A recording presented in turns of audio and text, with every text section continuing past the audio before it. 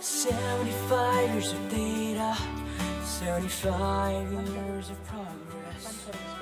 NSS, a tale of success.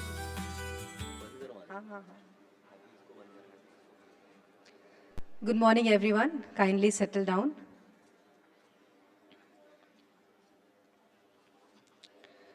As our Honorable Minister and esteemed dignitaries have arrived, we will begin by standing for the national anthem. I request all the participants and dignitaries to please rise.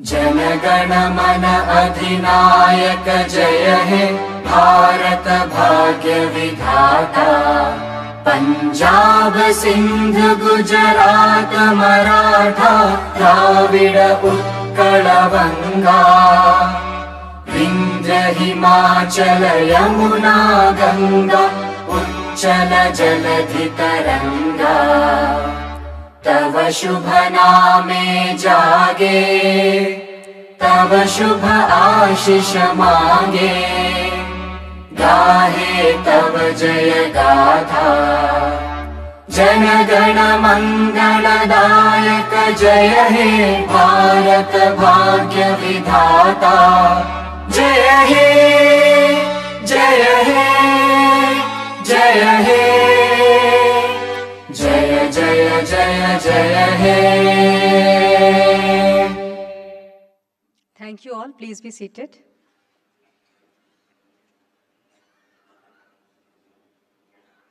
Honorable Minister of State, Minister of Statistics and Program Implementation, Rao Indrajit Singh, Shri Amitabh Kant, India G20 Sherpa, and our special guest, respected Secretary, MOSPI, former secretaries, distinguished Director Generals, Additional Director Generals, Additional Secretaries, Statistical Advisors, Senior Officials of MOSPI and other ministries and departments, State officials, state participants from institutions, international organizations, media, and ladies and gentlemen. A very good morning to all of you for gracing your presence to this occasion and for those who are joining online through our live streaming on YouTube. With immense pleasure and honor, I, Supriya Saxena, on behalf of the Ministry of Statistics and Program Implementation, extend my warm welcome to each one of you as we gather here to celebrate a landmark moment, a moment of immense pride for all of us at the Ministry of Statistics and Program Implementation, to celebrate the 75th anniversary of National Sample Survey. The Ministry of Statistics and Program Implementation is the nodal agency for the planned and organized development of India's statistical system, ensuring coordination across central and state entities while meeting international data standards. It plays a crucial role in compiling and releasing key economic indicators like GDP, Consumer Price Index, Index of Industrial Production, and conducting various surveys across the country.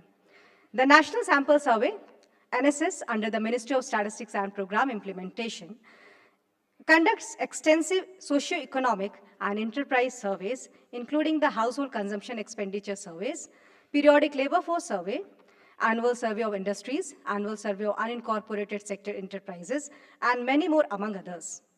Through its comprehensive surveys and data collection methodologies, the work of NSS have been widely recognized and appreciated by policymakers in formulating policies and welfare schemes through its significant and reliable data. Today, as we celebrate the 75th years of the NSS, let us reaffirm our commitment to strengthening India's data ecosystem, expanding our outreach, and embracing new methodologies to meet national and global standards, statistical needs.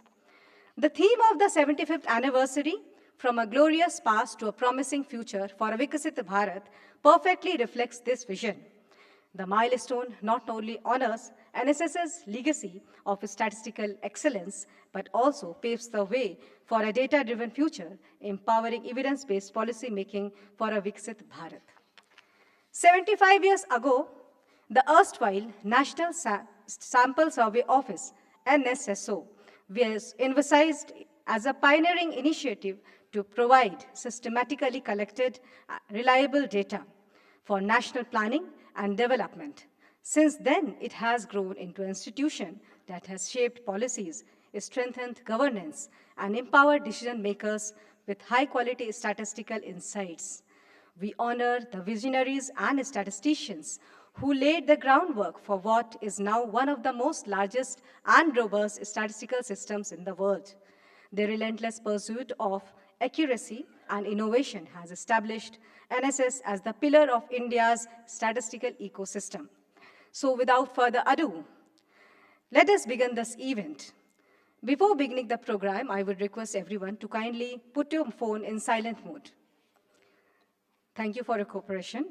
Ladies and gentlemen, it's my privilege and honor to invite our dignitaries, Shri Rao Indrajit Singh, our Honorable Minister of Statistics and Program Implementation, Shri Amitabh Kant, India's G20 Sherpa, and Secretary Shri Saurav Garg, Srimati Geeta Singh Rathore, Director General NSS, and Shri Kishore Kumar, ADG, Coordination and Quality Division, Control Division, MOSPI. I thank you, sir and madam, for your gracious presence on this occasion. To mark the beginning of this momentous occasion, we shall now proceed with the lighting of the ceremonial lamp. It is our privilege to invite our esteemed dignitaries to please come forward and officially inaugurate the event. I request the dignitaries come and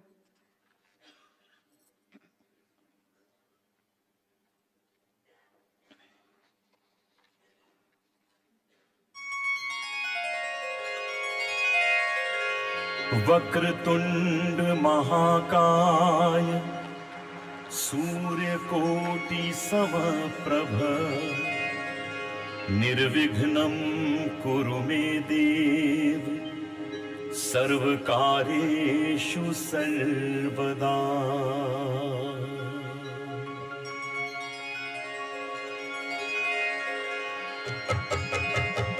Vakratunda महाकाय सूर्यकोटि समप्रभ निर्विघ्नं कुरु मे। Thank you very much.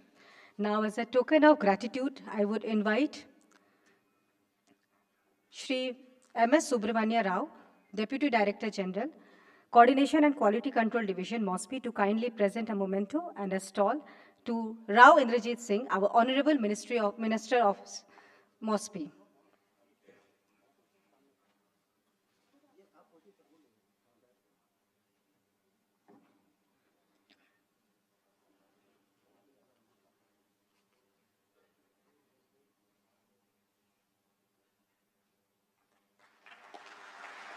Thank you.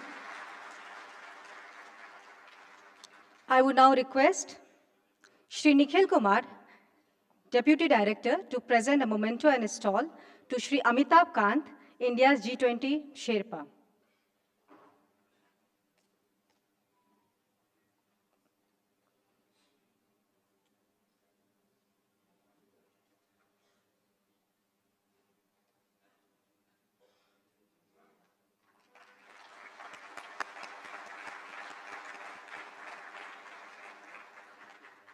Thank you.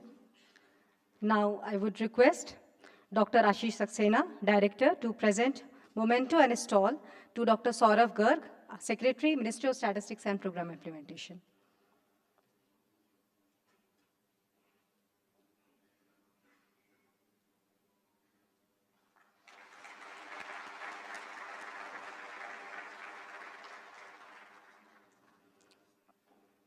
Now I invite Ms. Noshida, Director, to present memento and stall to Srimati Geeta Singh Rathore, Director General, NSS, MOSPI.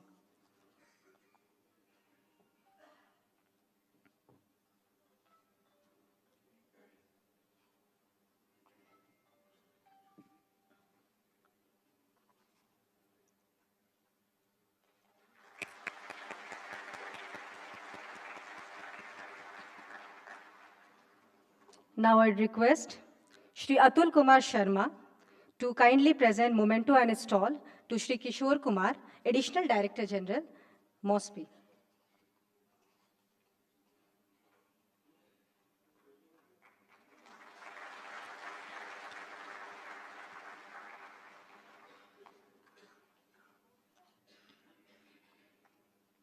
Thank you. Now, as we begin with the schedule of the event, I would request Srimati Geeta Singh Rathore, an officer of 1992 batch of Indian Statistical Service and currently serving as Director General, NSS, Mosby, to kindly deliver the welcome note.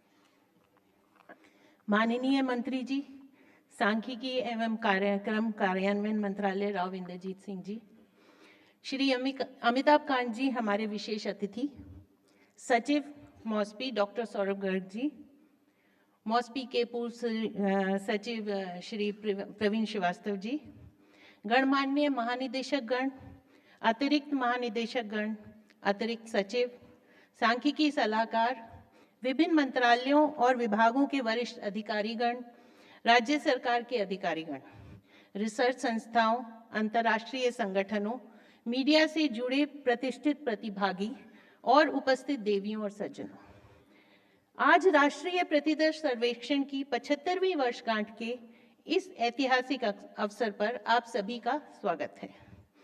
हम सभी के लिए अत्यंत सम्मान और हर्ष की बात है कि आज हमारे बीच आदरणीय मुख्य अतिथि माननीय राव इंद्रजीत सिंह जी, केंद्रीय सांख्यिकी एवं कार्यक्रम कार्यान्वयन मंत्री उपस्थित हैं। देश के विकास और नीति निर्माण में उनका योगदान अत्यंत महत्वपूर्ण रहा है। उनकी दूरदर्शिता और नेतृत्व ने सांख्यिकी के क्षेत्र में सटीक और प्रभावी निर्णय लेने की प्रक्रिया को भी सशक्त किया है। हम उनके मार्गदर्शन और प्रेरणादायक विचारों को सुनने के लिए उत्सुक हैं। हम सभी मिलकर माननीय मंत्री राव इंद्रजीत सिंह जी का हार्दिक स्वागत करते हैं। श्री अमिताभ कांत जी का हार्दिक स्वागत करना हमारे लिए अत्यंत सम्मान की बात है। वे एक दूरदर्शी नीति निर्माता और भारत के प्रतिष्ठित G20 शेरपा हैं। भारत के G20 शेरपा के रूप में उन्होंने सतत विकास, डिजिटल इनोवेशन और आर्थिक सुदृढ़ता पर वैश्विक चर्चाओं को दिशा देने की अहम भूमिका निभाई है। महोदय, आपका हार्दिक स्वागत है।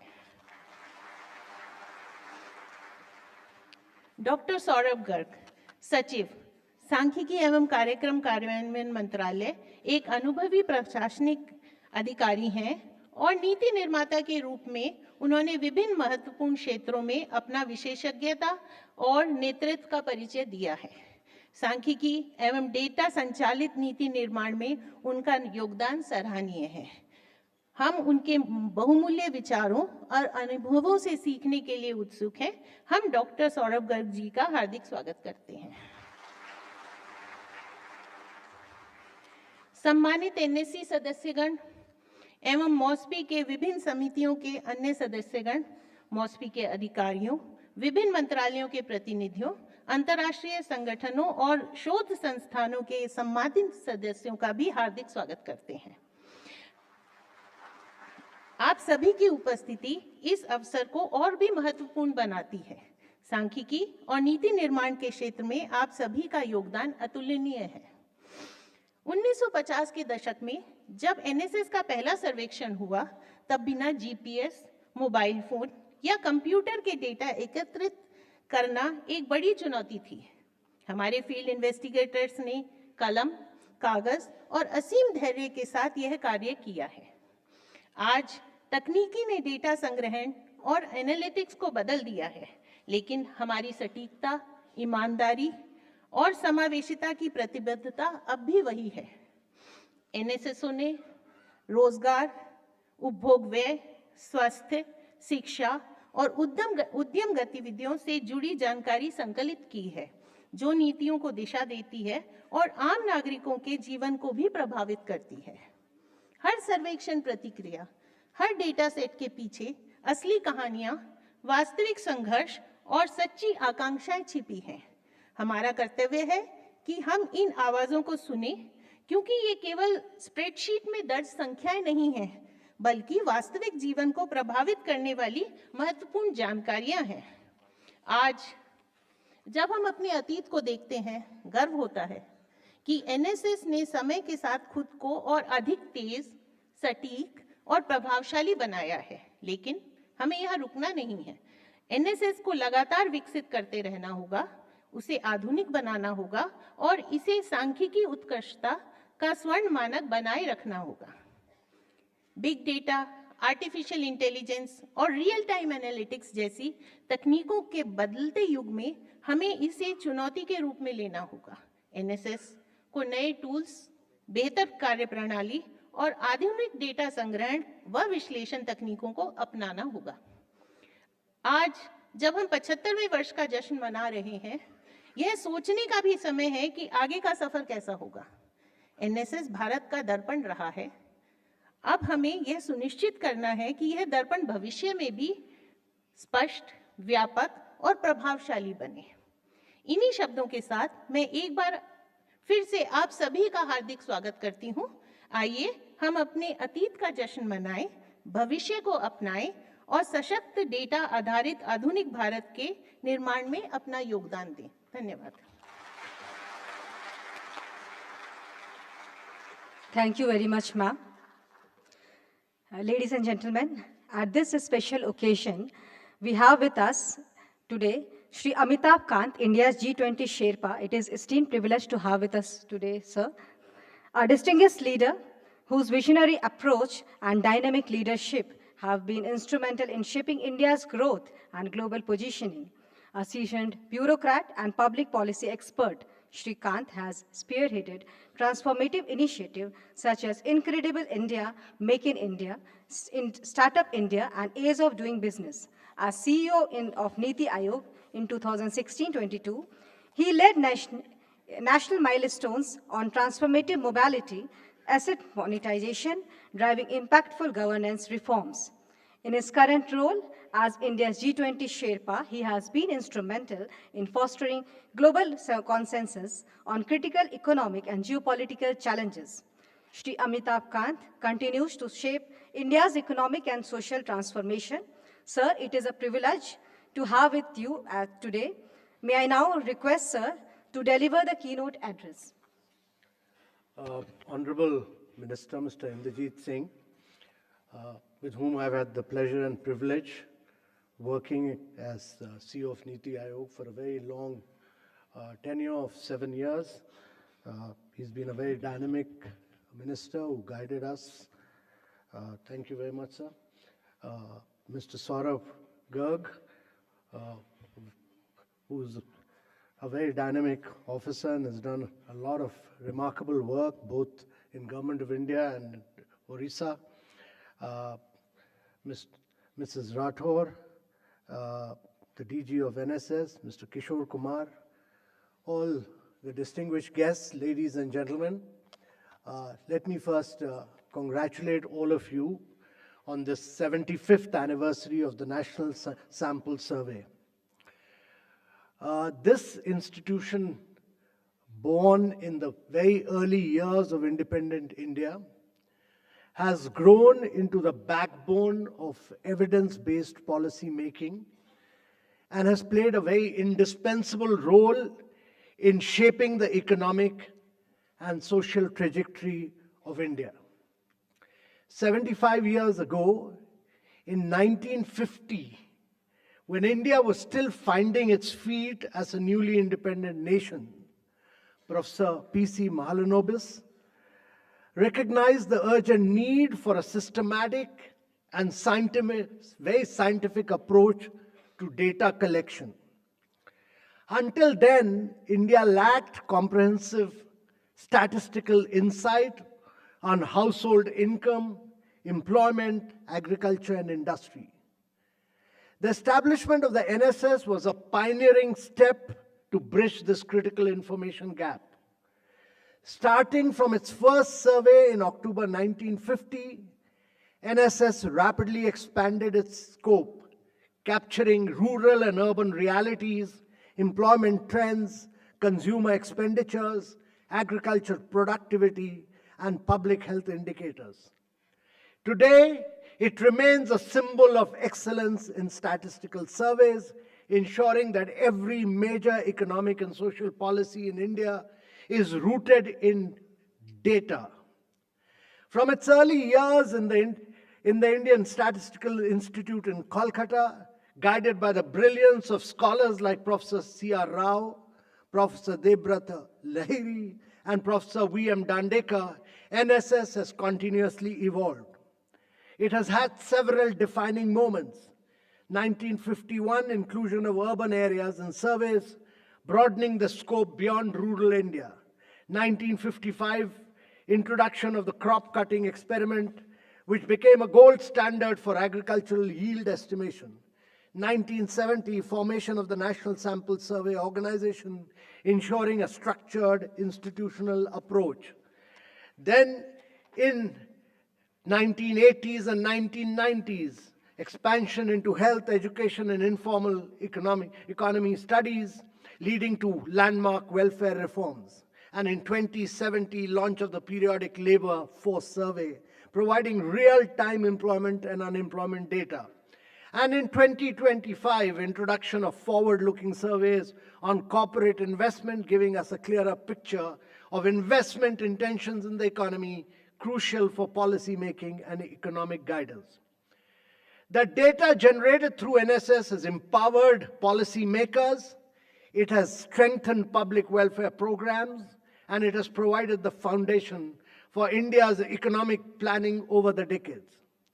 Today, NSS continues to play a crucial role in India's statistical ecosystem. It has some of the most significant ongoing surveys: the annual survey of industries, the periodic labor force survey, the household consumption expenditure survey, the NSS 80th round for 25-26, the time use survey, the annual survey of unincorporated sector enterprises, and the annual survey on service sector enterprises. These surveys ensure that policymakers have real-time, high-quality data to guide India's economic and social progress. Data-backed policy making, to my mind, is the foundation of a well-governed nation. Without reliable data, policies risk being driven by assumptions, ideology, or short-term political considerations rather than the real needs of the people. In a country as vast and diverse as India, where economic conditions, employment, trends, and social indicators vary widely across states and regions, only empirical evidence can ensure that policies are targeted, effective, and equitable. The NSS provides the crucial statistical foundation that allows policymakers to craft targeted, effective, and equitable interventions. Every major policy of India, whether in agriculture, industry, labor, or social welfare, owes a great debt to NSS data. Imagine a nation without NSS. How would we define poverty? How would we know where employment was rising and where it was faltering? How would we measure the impact of government programs on the ground? The answer is simple. Without data, we would be flying blind. NSS has ensured that India never had to make policy in the dark. The impact of NSS extends beyond national borders. Its methodologies align with UN statistical standards, ensuring that India's data ecosystem remains globally relevant. By ensuring independent, transparent, and publicly accessible statistics, it has empowered state governments, researchers, businesses, civil society to contribute meaningfully to national development. As India moves towards the goal of what the Prime Minister has defined as the Viksit Bharat, NSS must embrace technological advancements to enhance data collection and analysis. To my mind, enhancing data collection requires technologies such as artificial intelligence and machine learning, which can significantly improve data collection methods by automating processes. For instance, the UK's Office for National Statistics is exploring AI to enhance data collection and analysis, aiming to improve the timeliness and quality of official statistics. There is a need to leverage alternative data sources, incorporating non-traditional data sources, such as satellite imagery and mobile data. These can complement existing survey data. For example, Statistics Netherlands utilizes AI to analyze aerial images for agricultural statistics, enhancing the accuracy and timeliness of their data. There's also a need for improving data processing and analysis. Artificial intelligence and machine learning algorithms can handle large data sets efficiently, enabling the NSS to process and analyze data more rapidly. The OECD emphasizes that digital transformation, including the adoption of AI and ML, can lead to more timely and accurate statistical outputs. Ladies and gentlemen, we need to also ensure data quality and standardization. Implementing AI-driven tools can enhance data quality by identifying inconsistencies and standardizing data formats. While rich data is generated at the state level through NSS, we must now shift our focus to districts. My own experience with the aspirational district program showed us that data at the district level can drive comprehensive improvements in socioeconomic outcomes. Whether it is district level GDP or district level socioeconomic data, the time has come to generate district-wise data for better targeting and design of policies. Ladies and gentlemen, as we mark this historic occasion, let us recognize the unparalleled contribution of NSS in shaping India's development. From its early days under Professor Mahalanobis to its role today in tracking employment, inflation, and industrial growth, NSS has remained an unwavering pillar of governance and policy making. India's economic future depends on robust, high-quality statistics. The NSS has been at the cornerstone of this vision for 75 years, and it must continue to lead the way with dynamism for decades to change. Digital transformation and an evolving labor market, the NSS remains the foundation upon which informed policy making must stand. The success of the next 25, 50, or even 100 years of India's growth and its drive towards Viksit Bharat by 2047, as envisaged by Prime Minister Modi, will depend on how well we continue to collect, interpret, and use data to drive our progress. And in all this, NSS will be the critical driver of India's growth and progress. Thank you very much, ladies and gentlemen.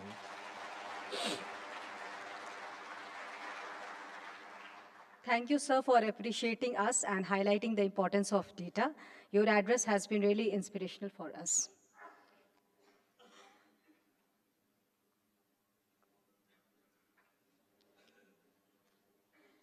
Due to some engagement, sir has to go. So thank you so much, sir, for coming here and joining us at this occasion.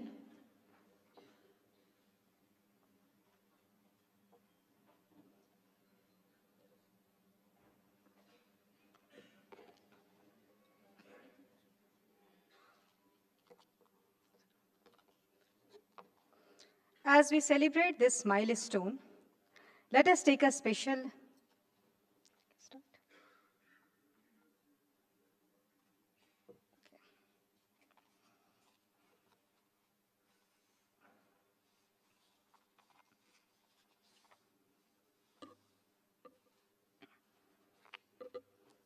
Shall we start? Okay. As we celebrate this milestone, let us take a look at a special documentary showcasing the history, growth, and evolution of NSS from its inception in 1950 to becoming one of the most credible and comprehensive survey organization in the world. This documentary will take us to the legacy of NSS and its contribution to India's development. Can we have the...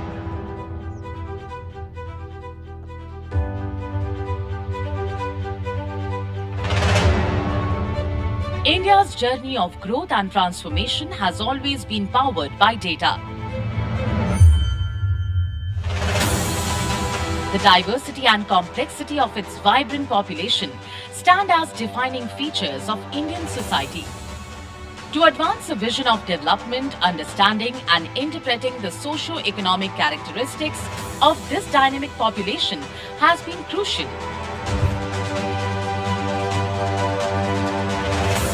The journey of National Sample Survey started in 1st October 1950 for the past 75 years. the National Sample Survey a key role in the overall progress of the nation. The first National Sample Survey conducted in the rural areas from October 1950 to March 1951 was a multi-subject one. The main emphasis in this survey was to collect information on the socio-economic characteristics of households, covering general household particulars, agriculture and livestock, household industry, craft and trade, services and financial operations, and household consumer expenditure. Since its inception, the National Sample Survey has been conducting nationwide surveys on different socio-economic aspects. The prominent surveys being on consumer expenditure, employment and unemployment, debt and investment, land and livestock holdings, health and vital statistics, industries and enterprises, etc. The crop-cutting surveys CC devised by Professor P.C. Mahalanobis, adopted by the National Sample Survey for obtaining yield rates, has been endorsed by the Food and Agricultural Organization. Even today, it is regarded as the most reliable and objective method of crop yield estimation and used for generation of estimates of crop production for the whole country. The Household Consumer Expenditure Survey has been instrumental in economic and social policy formulation and tracking consumption patterns across different population groups. Additionally, food consumption data for HCES is crucial for evaluating food security and nutrition. On the other hand, the statistical indicators generated through the employment and unemployment surveys enable measurement of the labor force in different economic activities, which further determines policies. The National Sample Survey started its journey from the campus of the Indian Statistical Institute in Kolkata. All statistical work-related surveys was carried out by the Indian Statistical Institute under the guidance of Professor P.C. Mahalanobis until 1970. The National Sample Survey Organization was established in March 1970 on the recommendations of a committee whose members were B. Shivaraman, Chairman, D.M. Dandekar and R.R. Bahadur. Since then, NSSO started functioning as a unit of the Department of Statistics, Government of India, in order to bring all the functions of National Sample Survey under one umbrella. The data on household consumption expenditure were collected in every roundup to the 28th, 1973 to 74. The quinquennial surveys were conducted in the 27th, 1972 to 73 till 68, 2011 to 12 rounds of National Sample Survey at roughly 5 years intervals. Two back-to-back household consumption expenditure surveys, HCES incorporating major changes in the methodology, were conducted from August 2022 to July 2023 and August 2023 to July 2024, with reports released in June 2024 and January 2025 respectively. In the mid-1980s, the need for annual consumer expenditure data led to the introduction of a smaller scale survey in every alternate round of National Sample Survey, starting from the 42nd round, 1986-87. This continued alongside the quinquennial consumer expenditure and employment surveys, with the last such annual survey conducted in the 64th round, 2007-2008. The first countrywide survey on employment and unemployment was carried out in its 9th round in 1955. After the National Sample Survey 26th round, NSSO decided to conduct surveys every 5 years. The first such survey took place in the 27th round, 1972 to 73. Since then, comprehensive quinquennial surveys on employment, unemployment were till the 68th round, 2011-12. To meet the demand for more frequent data on labor force, the Periodic Labor Force Survey was launched in 2017, replacing the quinquennial surveys and providing quarterly labor force estimates for urban areas and annual estimates for both rural and urban areas. As of 2024, 24 quarterly bulletins and 7 annual reports have been published. From January 2025, PLFS methodology has been revamped to generate monthly labor market indicators, extend quarterly estimates to rural areas, and provide district-level annual estimates for targeted policy making. Beyond HCES and PLFS, The National Sample Survey has conducted surveys on health, education, debt, investment, agriculture, migration, and sanitation, among others. These surveys play a key role in data-driven policy making, supporting the vision of Viksit Bharat 2047. The history of enterprise survey in India dates back to 1960, when the Annual Survey of Industries ASI was launched in 1960 with 1959 as its reference year. ASI broadly covers the organized manufacturing sector of the economy. Enterprise surveys for unincorporated sector was introduced in the late 70s of the last century. India's enterprise surveys have now flourished in two distinct streams, the ASI for organized enterprises and the National Sample Survey for unincorporated ones. With time, these surveys have progressively adapted to reflect the changing socio-economic landscape and the emerging policy priorities of the nation. These days of the All-National Sample Survey, data is being collected in Computer-Assisted Personal Interviews (CAPI) mode with provision for inbuilt validation and consistency check. The National Sample Survey is working towards adoption of AI and ML for improvement of the quality of the data. Adoption of technologies has immensely helped in reducing the time lag for publication of the National Sample Survey results. The states have been participating in the National Sample Survey since the 8th round. From its humble beginning to the sophisticated annual surveys of today, the National Sample Survey has grown into a robust system of data collection, illuminating the vast and varied sectors of the Indian economy.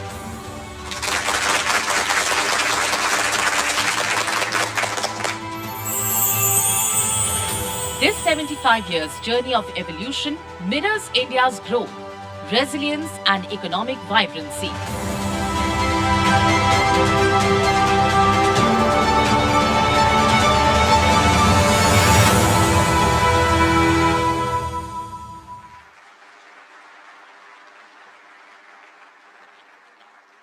We have witnessed the documentary of NSS depicting the spirit of its journey, its rich history and evolution of NSS over the decades. I thank the entire NSS team, that is the Enterprise Survey Division, Household Survey Division, Field Operations Division and the Coordination and Quality Control Division for their efforts in collecting the archival and historical input materials, and with a special thanks to Media and Publicity Unit for the marvelous effort. A huge round of applause for them, please.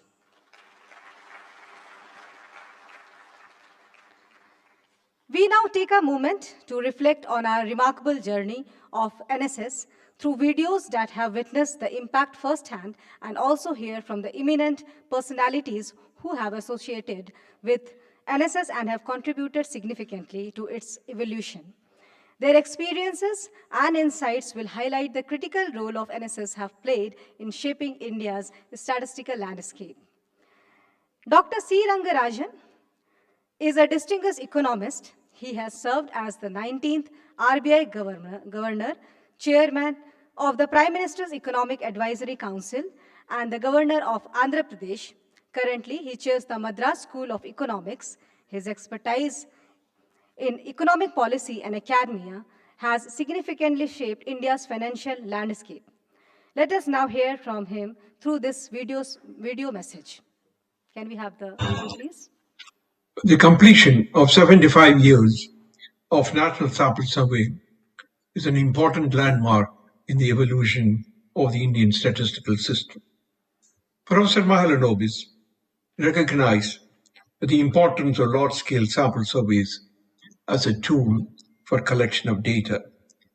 He was responsible for initiating the National Sample Surveys, which are now regarded as examples to be followed by other countries.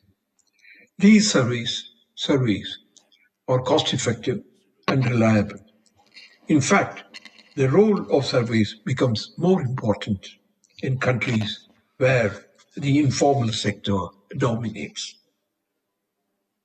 The National Sample Survey has focused on collecting data on important variables like consumption expenditure, employment and unemployment, unorganized sectors, and many more.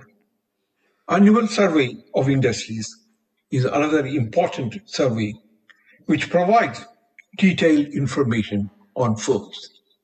In the case of most of the variables, since these surveys are conducted at periodic intervals, time series data are also available.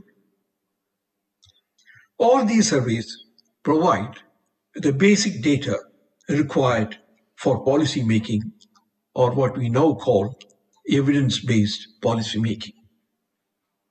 For example, take the data on consumption expenditure survey. The data provided by this survey is the basis for estimation of poverty ratio and inequality, which feed into many policy-making decisions. Data collection through these surveys has been helped by many of the technological developments. Improvements in survey methodology are also happening. While we are proud of the achievements of NSS, our endeavor must be to widen the scope of these surveys where needed, and at the same time improve the survey techniques. Thank you, sir. The next video is from Professor Rajiv Lakshman Karandikar. He is a chairman of the National Statistical Commission, a distinguished mathematician, statistician, and physiologist. He is the former director of the Chennai Mathematical Institute, a fellow of the Indian Academy of Sciences and INSA. His expertise spans probability theory, cryptography, and election analytics.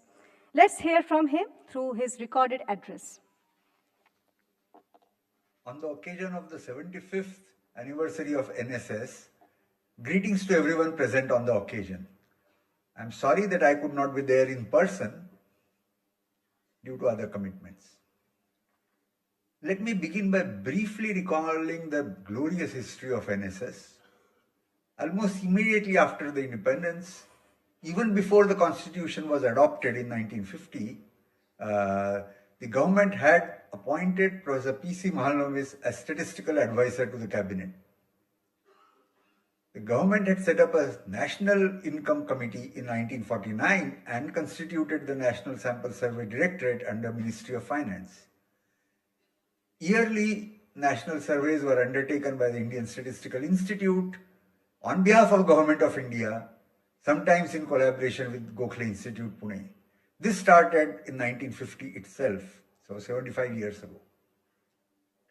The role of the survey was to provide real information to policymakers so that decisions can be taken for national interest. One can talk a lot about the role of NSS, the role it has played over 75 years for the government, for the people, etc. But let me just recall something which amused me 40 years ago when I heard it, and I'm sure will amuse several of you. As I mentioned, the Indian Statistical Institute used to undertake these surveys and do the analysis, calculation, and provide the answers to the government. So at Indian Statistical Institute, there were folks with mathematics background who were recruited and given the designation computer. Their task was to actually compute, that is calculate answers based on the formula provided by the professors and the data provided by NSS. Process all this and give out the answer, which the Professor Mahalanobis will pass on to the cabinet or to the Ministry of Finance. Some of the folks with the designation computer were still around, just around the time when I joined as a student or as a faculty. And then, of course, the position was closed. But this has amused me a lot. And it tells us that the world has changed a lot. So let's move to current time. Now, NSS is an integral part of MOSPI and is guided by the National Statistics Commission.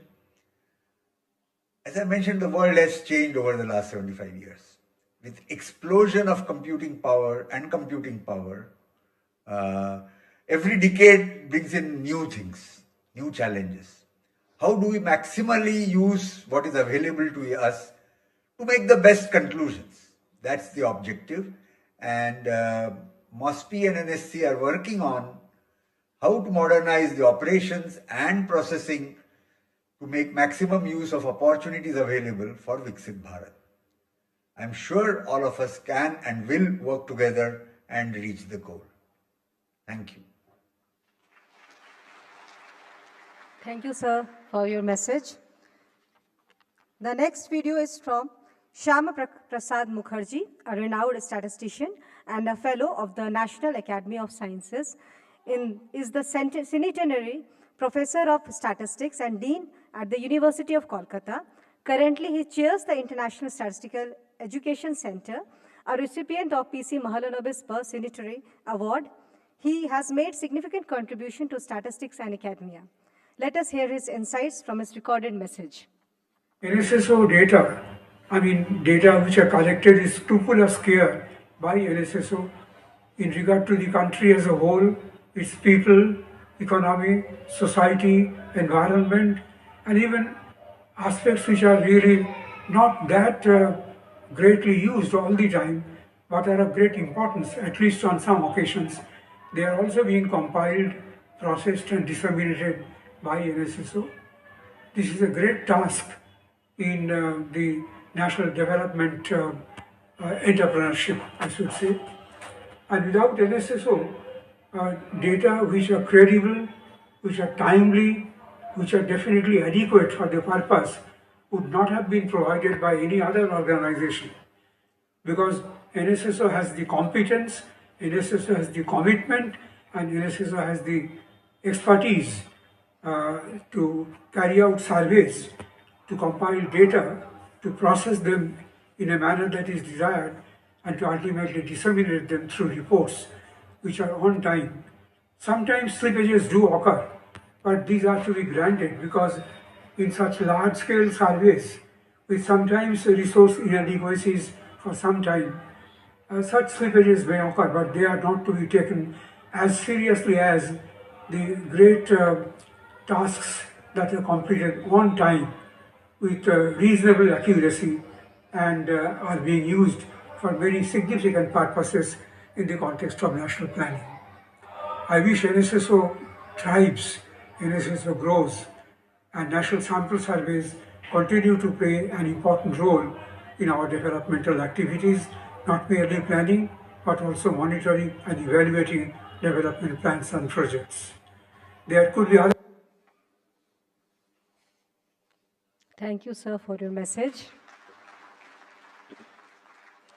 Now, moving ahead, ladies and gentlemen, it gives me immense pleasure in introducing you to our Honorable Secretary, Ministry of Statistics and Program Implementation, Dr. Saurav Garg. An officer of the Indian Administrative Service, Dr. Garg has previously served as the Secretary in the Ministry of Social Justice and Empowerment. He has held key roles as Chief Executive of Unique Identification Authority of India. He has also worked in the Ministry of Finance on direct benefit transfer and foreign direct investment policy. He has also held senior roles in the government of Odisha and served as an advisor at the World Bank. Dr. Garg holds a PhD from Johns Hopkins University, an MBA from IIM Ahmedabad, and a BTech from IIT Delhi. Under his leadership, the Ministry of Statistics and Program Implementation is advancing towards national growth and advancement of the country. Now I request Sir to please come forward to deliver his opening remarks and address the august gathering with your insightful words. Honorable Minister Rao Indrajit Singh ji, my colleagues Geeta, DG of NSS, Kishore, the ADG, members of the National Statistical Commission, eminent academicians, other colleagues who have been associated with the National Sample Survey and the Ministry of Statistics, my colleagues from different parts of the country, I think, and the field staff, enumerators, supervisors from all the 153 offices across the country. A warm welcome to all of you. I'm told many of you might have been visiting Delhi for the first time. I do hope you have a very pleasant visit to Delhi and you remember this 75th anniversary of the National Sample Service, in which all of you have been contributing. I think you heard the eminent personalities. You heard Mr. Amitabh Kant, and you've seen the video, the work which the NSS does, which all of you do. You've come from different parts, ultimately defines what is the narrative about the country, not only internally, but even externally. I think it's the data that you produce, the more than 13,000 markets every month that you visit, which determines the price data and therefore the inflation data, determines the monetary policy, which was just released today also. And this happens month after month, day after day, you are going to the field. And I think the critical importance of the work that all of you do, I can only highlight it on this occasion. I don't want to go into the history of the NSS. I think all the eminent speakers before me have spoken about it. But the fact remains that as far back as 1950, there were 1,883 villages visited in the very first sample survey of 1950-51. And of course, we have traversed a long way from there, with currently in different surveys, we survey 4 lakh individuals under the periodic labor force. Similarly, more than 4 lakh enterprises under the annual survey of unincorporated sector enterprises, and 1.3 lakh households under the time use survey, which in itself is a very, very unique survey. The time use survey for 2024 would soon be released, hopefully in the next few weeks itself. And these quality of these surveys has only improved because of the work which all of you have been doing. There was this Fisher Committee report in 1957, which mentioned that the costs of funding the NSS were insignificant compared to the benefits of preventing misdirected policies and undue spending. And I think it can't be more aptly said that the expenditure that we have on NSS, the kind of policies that we are able to develop because of that, the benefits are really, really high. Obviously, the early work of NSS also determined what was done globally. The United Nations Statistical Commission adopted this methodology, and that was then adopted across the world, which up till now it follows. The kinds of surveys have also increased. I mean, the speakers before me have mentioned about the range of surveys that we are doing on both households and enterprises. And I think going forward, that is what we hope to continue to develop and improve as we go. But I think it's very important to realize the kind of policy changes that have been implemented because of these surveys. And I'll just highlight 1 or 2 examples. In the last year's budget, many of you would have seen the emphasis on working women hostels and establishment of creches. And that was a direct result of the results from the periodic labor force survey, which talked about how domestic care work is holding back a majority of working age women. Similarly, the latest household consumption expenditure survey spoke about the increased usage and consumption of vegetables and fruits by households. And in this budget, you had seen a focused attention to this kind of granular policies. Over the past decades, we've had the survey data on children out of school implementing or being reflected in the education policy. The survey data on electricity and cooking fuels impacting policy. And I think that's really the objective of all the work that the surveys are doing.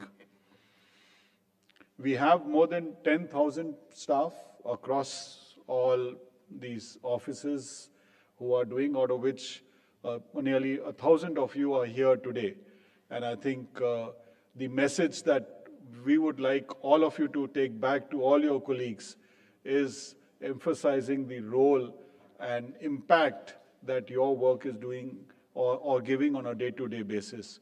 You will hear during the subsequent panel discussions from the academicians who are here, eminent academicians, on how how use is made of the research of the surveys that all of you are doing. Going forward, I would just like to mention a few of our efforts. Obviously, incorporating technology is a continuous effort. We don't use any paper-based surveys now, all are tablet-based surveys. It was already mentioned about PLFS. We need much more real-time data, and therefore we have the monthly unemployment figures we already are collecting it from January, but we'll be releasing them from April after looking at the 3-month data, how it is shaping up. The sample designs from January have been modified to ensure that we can get district level estimates. So that is something which will help influence policy even at a granular level at the district level. We are increasing our focus and collaboration with the state governments so that state policies can benefit much more from the survey data that is being used. We've introduced short duration 3-month comprehensive modular surveys so that quick areas where there's some information or a data gap needs to be filled, we can make use of these quick 3-month surveys. The pilot of the annual survey of service sector enterprises is just been completed, and from next year onwards we will have the annual survey this will become an annual feature. So I'm just mentioning we've empaneled survey agencies to enhance our capacity to do surveys, given the fact that the bandwidth that we have focuses on a lot of the national surveys, but in case any particular ministry or state government wants to do a specific survey, we would be in a position to assist them. The time lag has been reduced so that within up to less than, let's say, 60 to 90 days, we can release the results of these surveys so that it's so much more useful and quick for providing inputs to policy making. The other area which I would just like to focus on, since all the field staff are here today, is the focus that we have given on training. I'm sure many of you would have already participated in the IGOT, the platform that is there for training so that all of you can update your skills, but more importantly to ensure that each of our zonal offices, we've adding capacity to ensure that training can be given much more effectively. The infrastructure of the regional offices is something which is of a major focus, and we hope that as we move forward, we will continue to upgrade and ensure that good working conditions are further improved for all of you. Standardization of uniforms and ensuring that we get your feedback to improve the questionnaire and improve the computer-aided personal information tablets, that is something which is ongoing. So I would just like to once again congratulate all the field staff who are here from across the different offices that the work that you have been doing over the past many years, many of the predecessors that have been doing, and we hope that we will continue to provide real-time evidence to policy making to ensure that in our path towards a Viksit Bharat 2047, NSS continues to guide and ensure that policies are so much better and focused on the citizens of the country. Thank you. Thank you all.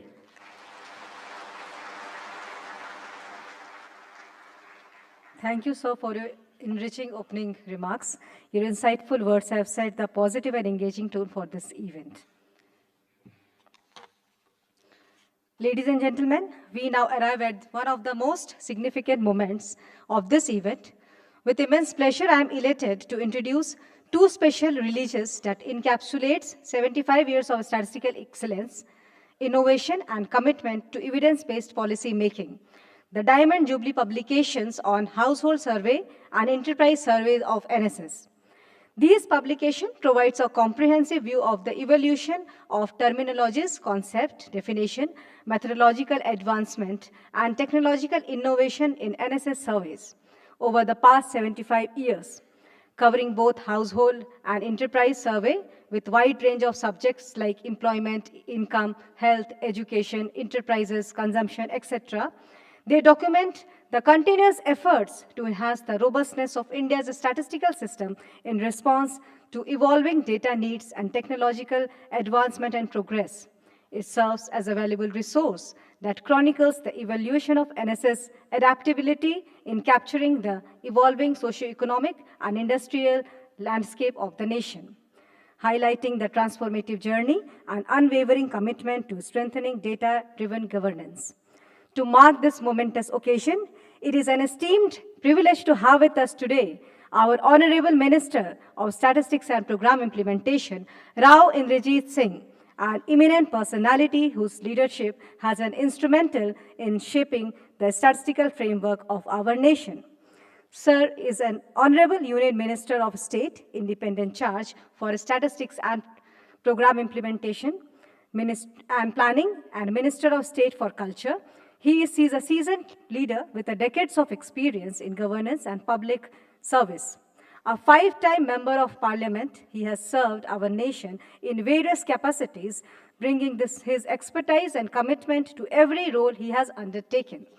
Currently, as our minister, he is driving initiatives to modernize India's statistical system, ensuring they remain robust, transparent, and relevant in today's dynamic environment. Ladies and gentlemen, please join me in welcoming our Honorable Minister, Rao Indrajit Singh, with a warm round of applause. Sir, we are honored to have your presence today and request you to kindly release the 2 publications, the Diamond Jubilee publication on household and enterprise surveys of NSS. Can we have...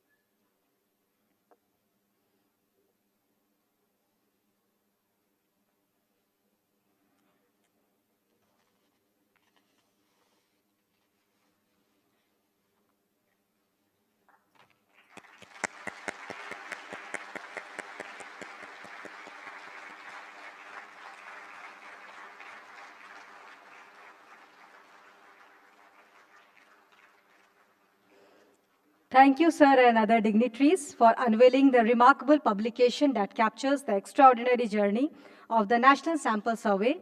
This invaluable resource will serve as both a historical record and a guiding light for future advancement in India's statistical system.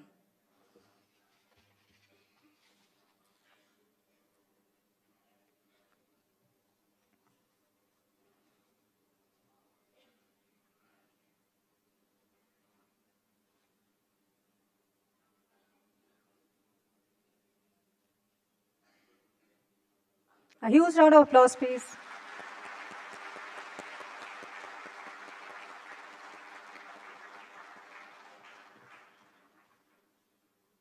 Thank you, sir and madam.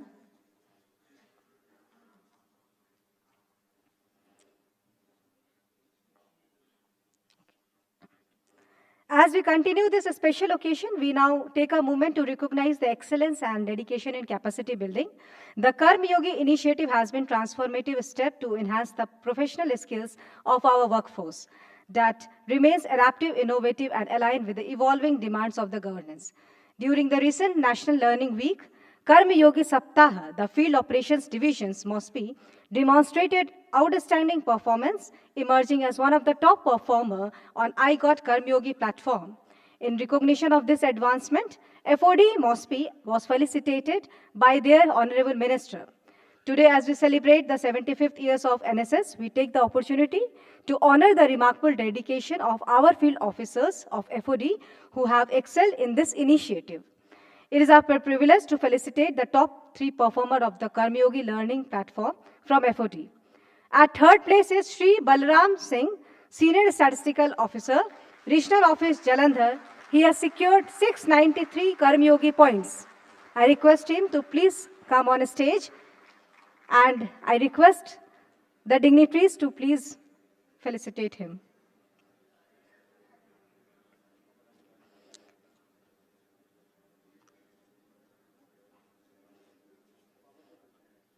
A huge round of applause for him, please.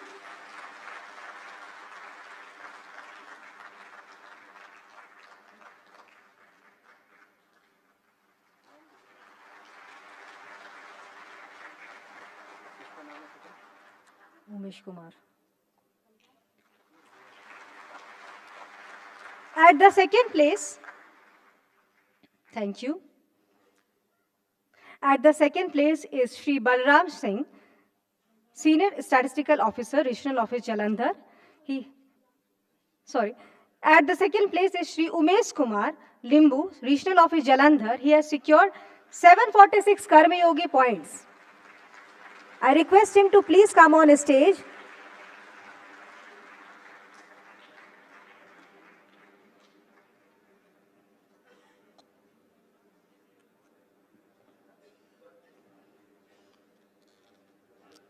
Please appreciate him.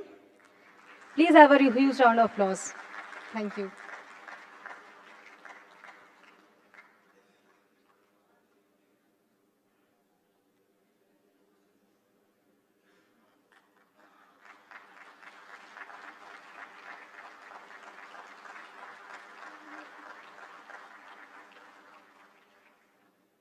Thank you.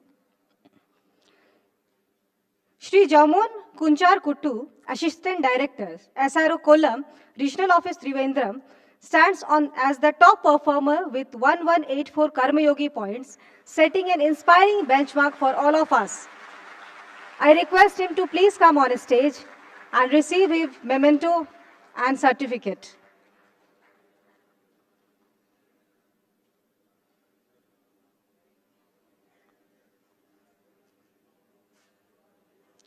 A huge round of applause for him, please.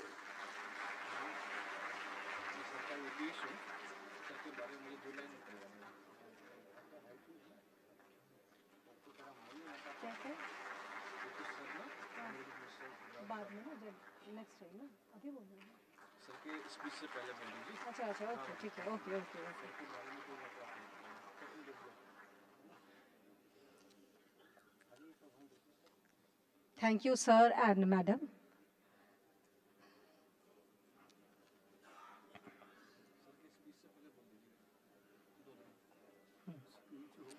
Thank you, sir, for honoring and achievers and for encouraging us to embrace continuous learning and skill enhancement through the Karmayogi platform.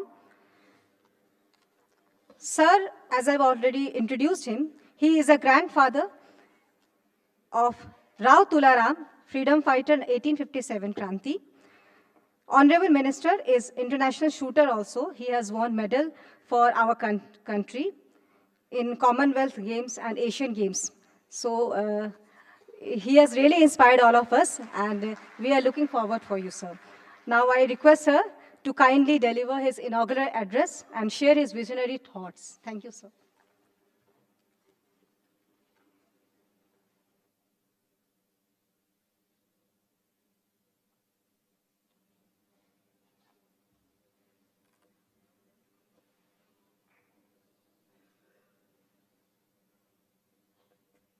Honorable Secretary Mosby,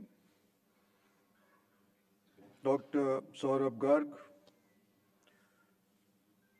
Madam Geeta Singh Rathore, ADG Kishore Kumarji, respected colleagues, distinguished guests, ladies and gentlemen, it is with immense pride and joy that I stand before you today to inaugurate the 75th anniversary celebrations of the National Sample Survey, a cornerstone of India's statistical system.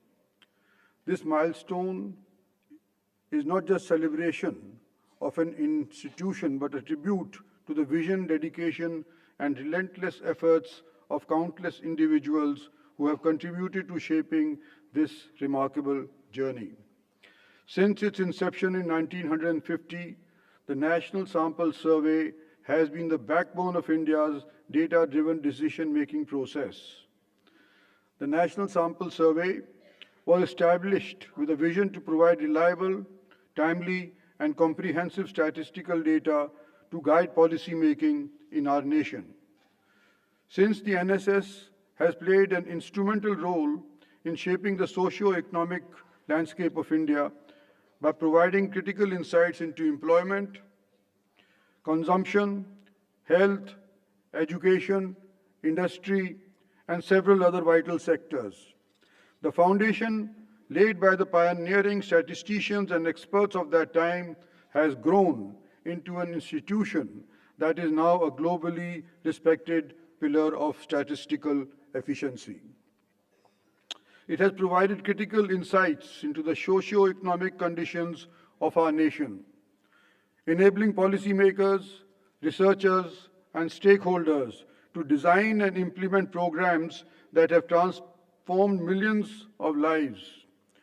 From understanding poverty and unemployment to assessing literacy and health concerns, the NSS has been a trusted source of information guiding India's development trajectory.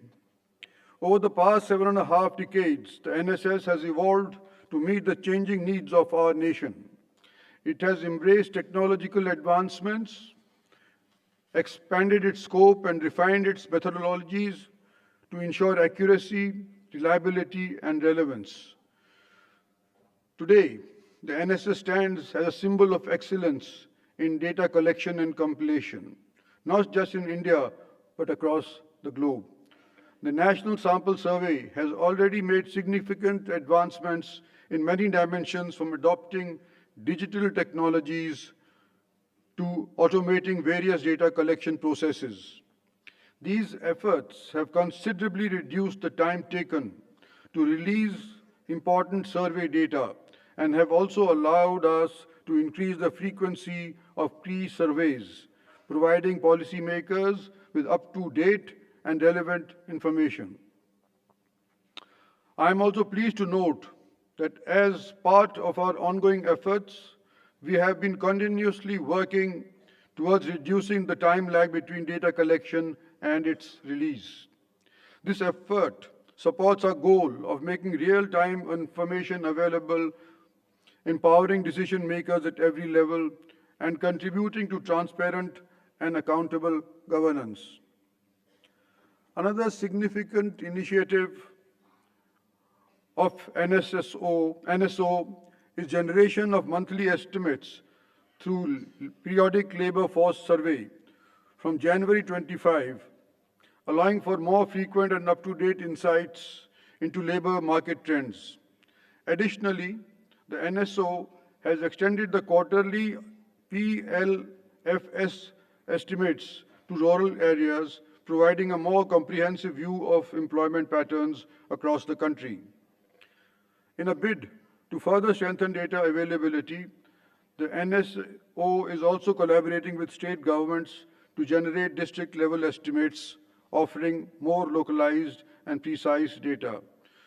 To support these efforts, the NSO plans to provide both technical and financial assistance to states, ensuring the effective implementation of these initiatives and improving data accessibility at all levels of governance. The National Sample Survey is actively conducting several important surveys that provide valuable data for shaping India's policy landscape.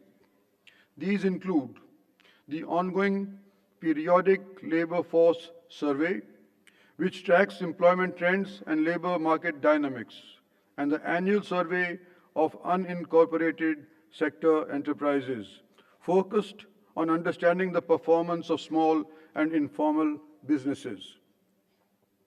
The annual survey of industries continues to assess industrial performance and output of manufacturing sector. I am glad too that the ministry is piloting the conducting of the annual survey of services sector, which will provide critical insights into the performance of the services sector enterprises. Additionally, the social consumption on health survey is capturing crucial data on healthcare access and expenditures, while the comprehensive modular survey is looking into the telecommunications sector. Looking ahead, the NSS will soon launch the Domestic Tourism Survey and National Household Travel Survey in July 2025. This 75th anniversary is an opportunity to reflect on our achievements and renew our commitment to the principles of transparency, inclusivity, and innovation. As we celebrate this historic occasion, we must also look ahead to the challenges and the opportunities that lie before us. The NSS must continue to adapt and innovate, leveraging new tools and techniques to address emerging issues. I congratulate MOSPI for bringing out the Diamond Jubilee publications, which is a comprehensive reference to the definitions and concepts outlined therein and will serve as a valuable resource for NSS data users, researchers, and academicians. I would like to take this moment to acknowledge the tireless effort of the officers, staff, and field investigators of the NSS. Your dedication and hard work have been instrumental in maintaining the highest standards of data collection and analysis. I also extend my gratitude to the respondents across the country whose participation has made this endeavor possible. As we embark on Amrit Kal, the next 25 years leading to India's centenary of independence, NSS is more agile with its new initiatives to build a future-ready statistical ecosystem. We aim to leverage big data, machine learning, and citizen-centric platforms to foster transparency and inclusivity. Let us champion data for all, ensuring no voice goes unheard in our journey towards a Viksit Bharat, a developed India. Let us reaffirm our commitment to serving the nation with integrity and excellence. Let us strive to make the NSS even more responsive to the needs of our people and more impactful in shaping India's future. Once again, I congratulate everyone associated with the National Sample Survey on this momentous occasion. May the next 75 years be as transformative and inspiring as the past 75 years have been. Let us continue to work together to build a data-rich, evidence-based, and inclusive India. Thank you, and I wish you all a successful and memorable celebration. Jai Hind. Thank you, sir, for inspiring us and for your enriching words. We are grateful for your continued support and appreciating us. Thank you very much, sir. Now, I hope the representatives from media have been capturing today's highlights and share across the social media platform to raise the awareness about the achievement of NSS and its contribution far and wide. Now, to add a creative and engaging touch to our celebration, we now have a special Nukkad Natak presented by the team from the Regional Office of Shimla FOD. So, for that, I request the dignitaries to, they will be performing here only? Okay, side? Okay, take it. Okay. This performance will highlight the importance of survey and the challenges faced in the field at various levels, from respondents to field situation. Let us welcome them, the performers, with a huge round of applause. The performers are Manoj Kumar Verma, DDG, Veer Singh, SSO, Vinay Kumar, JSO, Numit Rana, JSO, Balakrishna, SS, Ashish Kumar, SS, Dheeraj Sharma, SS, Ankush Negi, SS, Naveen, SE, Krishan Kumar, SE, Radhika, SE, and Nidhi Kanwar, she is also an enumerator. I request them to please come and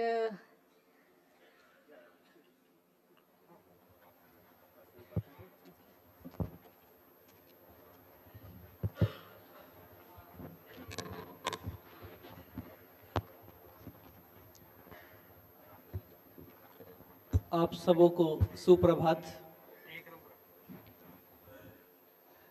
NSO large scale sample survey करने में 1950 से ही देश सेवा में कार्यरत है।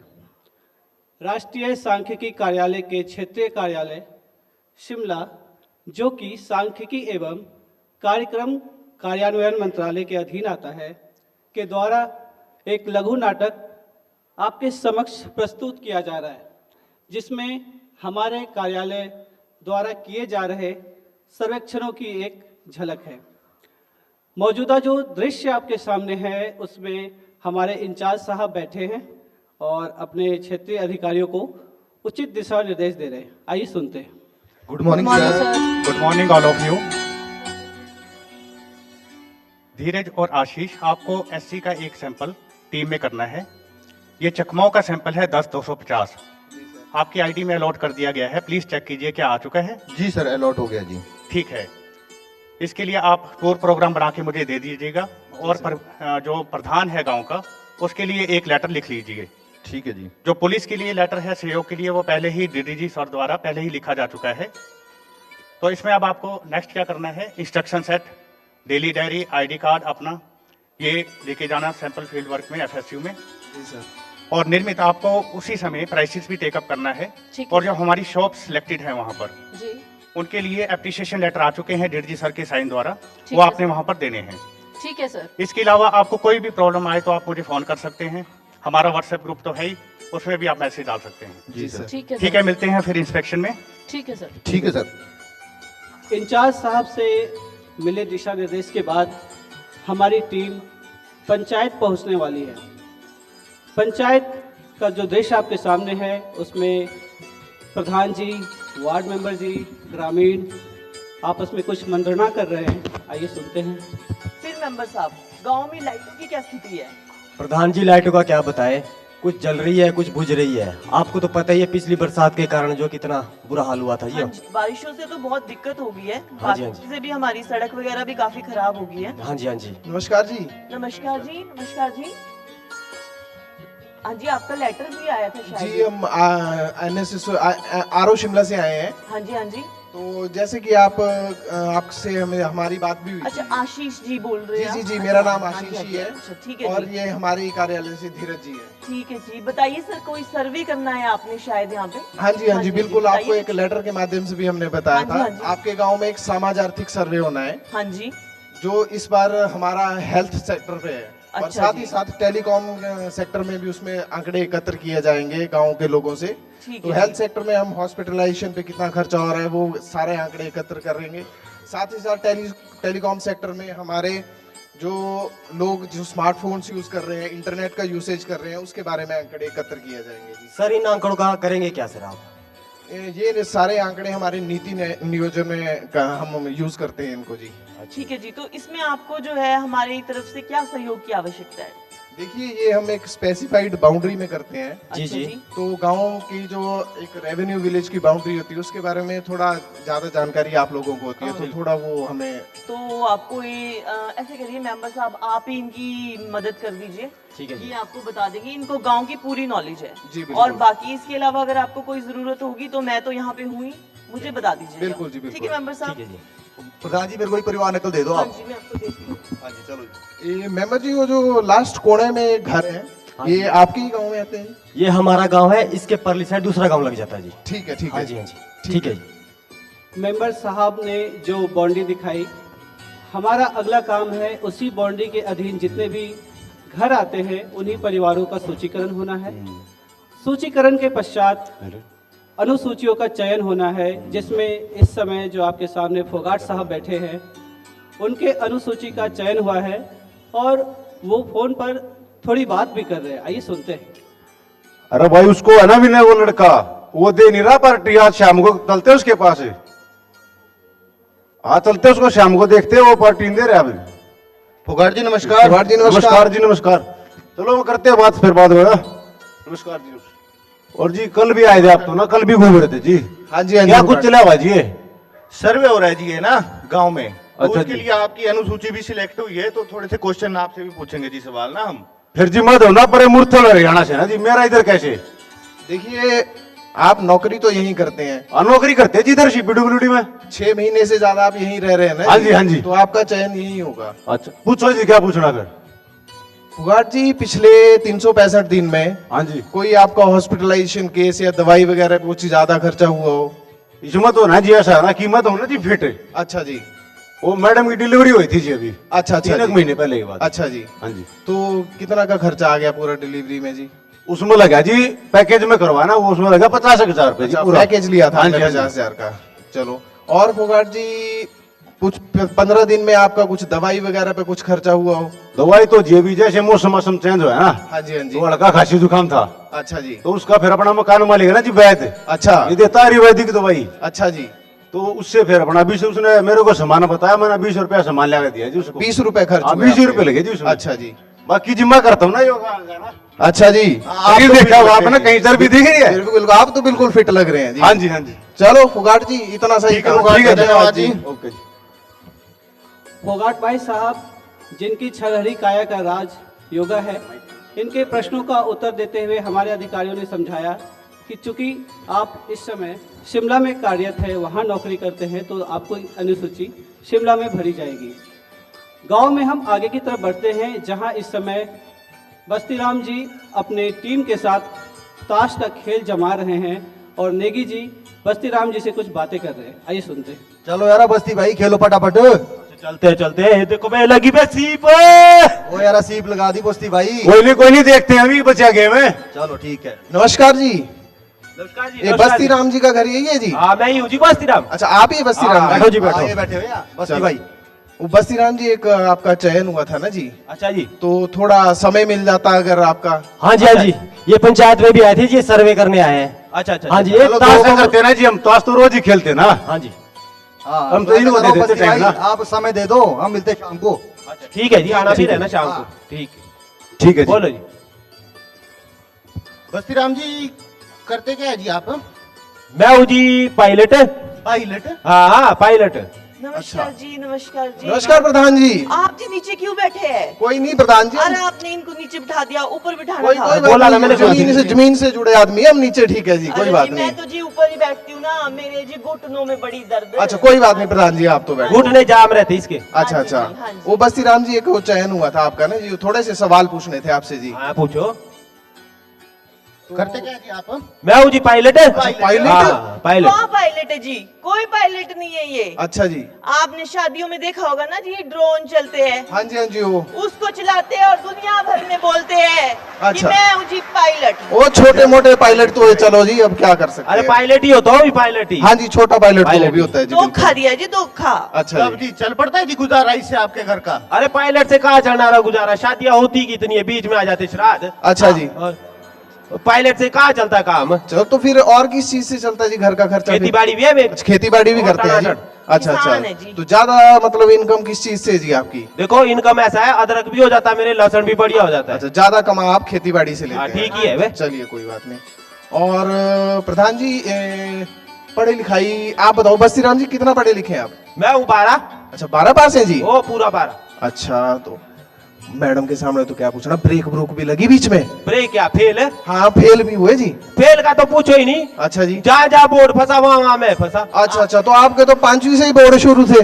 5वीं में बोर्ड, 8वीं में बोर्ड, 10वीं में फिर बोर्ड फंसा। अच्छा, तो +2 में भी बोर्ड था जी तब? अरे +2 में ही फंसा। तो कितने साल लग गए जी +2 पास करने में? वही +2 में लगी गए 16 से, तो लगी गए 16 साल लग गए जी। अच्छा अच्छा। और प्रधान जी आप कितने? 7वीं फेल। अच्छा जी। आप चुप करो, कैसी बातें कर रहे हैं? सरकारी काम है जी, सरकारी काम। अच्छा जी। मैंने जी मास्टर है करी रखी। बिल्कुल, अब भी हूँ जी यहाँ की प्रधान। हाँ जी, लगते तो है आप पढ़े लिखे जी। लाड़ी लाई मेरे पढ़ी लिखी टनाटन। अच्छा जी, चलो बस जी, बस जी, बहुत शुक्रिया जी, धन्यवाद जी। बस्तीराम जी जो कि गांव के मशहूर पायलट है, उनके सर्वेक्षण के बाद हम गांव में और अंदर की तरफ जाते हैं, नेगी जी के घर की तरफ। नेगी जी इस समय घर की साफ सफाई में व्यस्त है और उनकी मैडम इंस्टा रील चला रही है। आइए देखते हैं उनके बीच क्या बातचीत हो रही है। ओ प्यार हमें किस मोड़ पे ले आया कि दिल का रिहाए कोई तो बताए क्या होगा। अच्छा मैडम जी अखबार आ गया? हाँ जी आ गया जी। पढ़ लेते जरा। पढ़ लो जी पढ़ लो। ये 7 फरवरी 2025 को दिल्ली के विज्ञान भवन में मनाएगा NSS 75वां वर्षगांठ। अच्छा जी। ये देखो यार क्या न्यूज आई हुई है। क्या जी क्या? ये है जी चोर ने दुकानदार को ना हिप्नोटाइज करके लूट लिया। अच्छा ये हिप्नोटाइज क्या हुआ? हे भगवान, आपको इतना भी नहीं पता? नहीं। इसका मतलब होता है किसी को अपने कंट्रोल में करके अपनी मर्जी का काम करवाना। अच्छा मतलब कि शादी? अच्छा जी, मैंने आपको कंट्रोल में कर रखा है। नहीं, मैं आपसे काम करवाती हूँ, यही कहना चाहते हो आप? नहीं। नमस्कार नेगी जी। ओ शर्मा जी, हाँ जी पहुंच गए जी। हाँ जी बैठो जी बैठो। वो नेगी जी जो है सर्वे चला था, कल भी आप मिले थे ना जी वहाँ बस्ती भाई के। हाँ जी। तो बस्ती राम जी थोड़े से एक आपका भी चयन हुआ है और थोड़े से सवाल हमारे आपसे। अच्छा मेरा भी है? बिल्कुल जी। पूछो। 365 दिन में जी आपके पिछले 1 साल लगा लो, एक घर का कितना का खर्चा हो गया जी? बताओ जी अब। देखो शर्मा जी खर्चे को तो आपको पता ही है। हाँ जी। मैडम को दिए थे पिछली दिवाली में 30,000। अच्छा जी। मैडम ने लाए 18,000 के लिए LED। अच्छा सैमसंग की। हाँ जी। और 12,000 के लिए फ्रिज। अच्छा जी। हमने क्या खर्चे करने आपको पता ही। चुप हो जाओ जी आप। मैं गिनवाती हूँ जी इनके खर्चे। अच्छा जी। इन्होंने लिया जी नए साल में तो 15,000 की घड़ी। अच्छा हाँ घड़ी तो ली थी यार, डीजल की है ओरिजिनल। जूते 5-6 हज़ार से कम के बिल्कुल भी नहीं होते जी। अच्छा तो जी पिछले 1 साल में कितने के जोड़ी जूते लिए होने की? ले लिए होंगे जी 2-3 जोड़ी तो इन्होंने। दो जोड़ी। कितने रुपए के थे जी? वो थे 6,999 का एक पेयर। अच्छा जी। हाँ तो 2 जोड़ी लिया आपने? 2 जोड़ी हाँ। और जी टीवी की बात करते जी ये। हाँ जी। दिन भर क्रिकेट से इन्होंने चिपके रहना जी। हाँ जी। भारते जी ये मेरे नाम का। वो क्रिकेट तो चल रहा है तो अभी देखो चैंपियंस ट्रॉफी भी आने वाली है। बिल्कुल देख लेना। बिल्कुल। तो आप लोग बात कर लो जी आपस में ना, सब्जी वाला है बाहर, मैं ले लेती हूँ। कोई नहीं मैडम आप जाओ, कोई बात नहीं। अच्छा शर्मा जी ये जो सर्वे कर रहे हैं ना आप, हाँ जी। ये गांव में करते कि शहरों शुरू में भी करते हैं आप सर्वे? बिल्कुल नेगी जी, हमारे ही कार्यालय के लोग ना जी UFS ब्लॉक बनाते हैं, मतलब बाउंड्रीज आइडेंटिफाई करते हैं शहरों में। अच्छा। उन शहरों में सेम इसी तरह से सर्वे किए जाते हैं। अच्छा मतलब शहरों में भी होते हैं सर्वे? बिल्कुल जी। अच्छा। एक मिनट देखो जरा शर्मा जी फोन बज रहा है। बिल्कुल कर उठा लो जी। हेलो। हाँ जी मैडम जी। सुनो यहाँ ताजे मटर बिक रहे हैं, 2 किलो ले लूं? ले लो, फोन करने की क्या जरूरत थी इसमें? अरे आपकी राय नहीं मांग रही हूँ, मैं आपको बता रही हूँ। छिल लोगे इतना? अरे यार छीन लेंगे मैडम जी, छीन लेंगे। 12 साल हो गए छीलते, छीन लेंगे। लाओ आप। चलो और सुनो अदरक और प्याज भी ले आना। ठीक है जी, ठीक है, ओके। ठीक है जी। देखो मैं शर्मा जी आ गया फोन, मटर आ रहे छीलने को। कोई बात नहीं नेगी जी, हम भी छीलते हैं घर में। नहीं आप हमारा भी कराओ सर्वे भाई। दोनों वर्किंग है जी, ऐसे ही चलता है, मिल बांट के काम करना पड़ता है। ये तो ठीक है। बिल्कुल जी। बस नेगी जी यही था जी। ठीक है धन्यवाद जी। नेगी जी ने हमें बताया कि कैसे वे घर का काम दोनों मिलजुल कर करते हैं।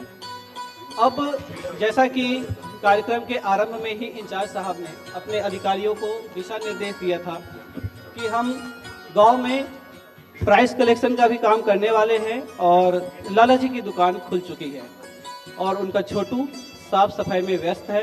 लाला जी के हाथ में एक पर्ची है और वो पढ़ रहे हैं, आइए सुनते हैं। हाँ छोटू सफाई होगी? होगी जी होगी, बाकी तो होगी जी। कैश भी साफ कर दूं? अपने काम पे ध्यान दिया कर तू। अच्छा जी। अच्छा ये प्रधान जी का ना सामान पैक करियो। हाँ जी।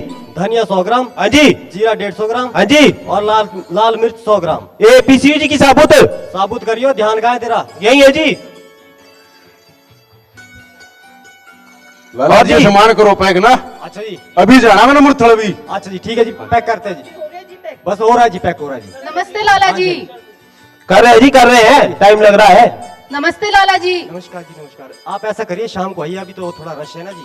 ठीक है लाला जी, फिर मैं शाम को आती हूँ। ठीक है जी, ठीक है। लाला जी ये लिस्ट पैक कर देना शाम तक ना जी, फिर ले जाएंगे। ठीक है ठीक है।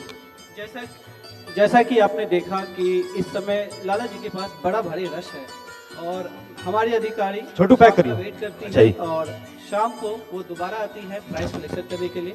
आइए सुनते हैं उनके प्रश्न क्या है। नमस्ते लाला जी। नमस्कार मैम, बैठो। सरकारी मैडम आ गई जी फिर से? हाँ जी बैठो मैम। इस बार तो मैम जल्दी आ गए। जी हम हर महीने ही आते हैं, 1 महीना हो गया है। अच्छा जी। हाँ, पहले शुक्रवार को आते हैं। तो ध्यान नहीं रहता जी इतना ना। हाँ जी, महीना हो गया जी। ठीक है जी वही रेट्स चाहिए थे ना हमें। हाँ जी पूछो पूछो मैम। जी ये चावल बासमती खुला 1 किलो क्या रेट है जी? ये 65 रुपए है जी। ठीक है जी। हाँ जी। और आटा खुला 1 किलो? ये 35 रुपए जी। 35 रुपए। हाँ जी। और सरसों का तेल पी मार्क ब्रांड का 1 लीटर वाला कितने का है जी? ये जी 180 रुपए। 190 का हो गया जी। 190 हो गया जी। नहीं जी, बेच हम 180 में रहे जी इसको। अच्छा, बेच 180 में ही रहे हो। हमें वही रेट लेना होता है जी। हाँ जी बिल्कुल। और जी ये मैगी छोटा पैकेट कितने का हुआ जी? ये 10 रुपए है जी, वही रेट है। 10 रुपए है? हाँ जी। अच्छा, और ये कितने ग्राम में आई है जी? अच्छा जी। अरे ये तो 60 ग्राम की होती थी, इस बार 52 ग्राम में ही आई है जी। अच्छा जी, इतना तो देखते नहीं जी हम। तभी ये घर में कंपाउंड्री जी आजकल। हाँ ले जाना तो यहाँ से डेली। इस बार तो बड़ा वजन किया मैम आपने तो। हाँ जी, हमें रेट कंपेयर करने होते हैं ना लाला जी। हाँ जी। तो कंपेयर करने के लिए क्वांटिटी हर बार सेम होनी चाहिए। अच्छा जी। अब क्वांटिटी तो बदल गई है लेकिन रेट सेम है, तो अपोर्शन करके डालना पड़ता है हमें रेट। अच्छा जी ठीक है जी। हाँ जी, यही रेट थे लाला जी इस बार ना। ठीक है। और ये इस बार कार्यालय ने एक एप्रिसिएशन लेटर भेजा है आपके लिए। फोटो तो लेने दो जी। Thank you ma'am. ठीक है जी लाला जी, अगले महीने फिर आएंगे रेट लेने ना।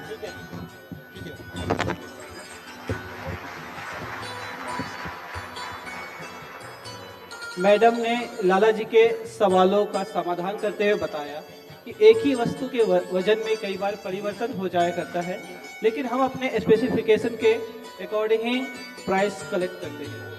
हमने इस लघु नाटक में आपको सर्वेक्षणों की महज एक झलक दिखाई है। हमारा जो वास्तविक कार्य फील्ड में होता है वो इससे कहीं विरहत होता है और हमारे प्रश्न भी इससे कहीं ज़्यादा होते हैं। इन्हीं शब्दों के साथ मैं अपनी वाणी को विराम देता हूँ। धन्यवाद।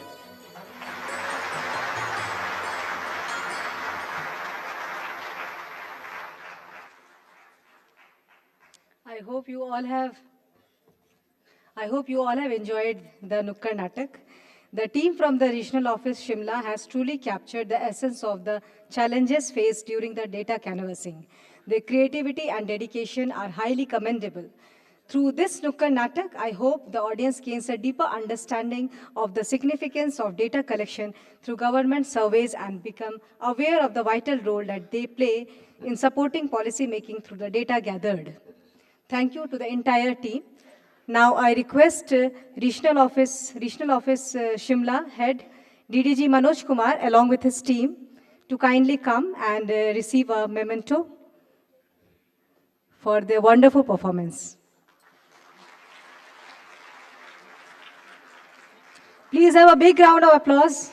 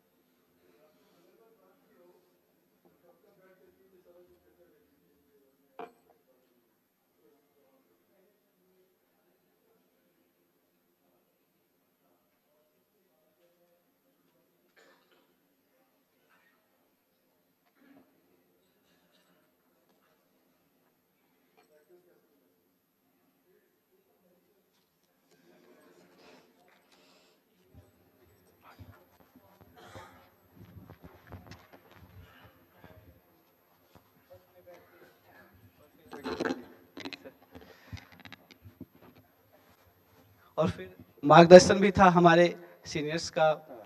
और हमें थोड़ा स्टेज फियर कम हो रहा है क्योंकि हमने इतना बार किया।